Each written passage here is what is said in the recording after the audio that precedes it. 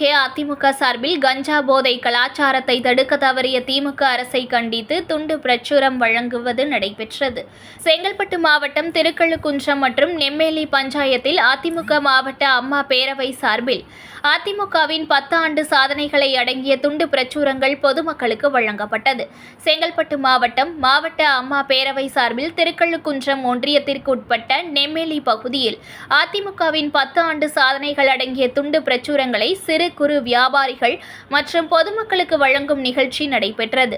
இந்த நிகழ்ச்சியில் செங்கல்பட்டு கிழக்கு மாவட்ட செயலாளர் ஆறுமுகம் உட்பட அதிமுக கட்சி நிர்வாகிகள் உள்ளிட்டோர் பங்கேற்று துண்டு சீட்டுகளை வழங்கி திமுக அரசு செய்யும் கஞ்சா போதை கலாச்சாரம் பாதிக்க செய்வதை பற்றி விளக்கினார்கள். அதே சரியா ஒழுங்கா மாசம் வரல ரொம்ப பேருக்கு.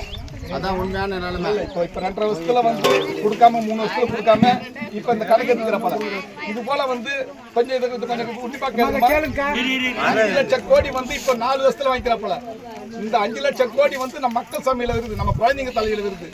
அந்த குடும்பத்தில் 1 லட்சம் ரூபாய் இருந்தால் ஒரு கல்யாணமே பண்ணிவிடலாம்.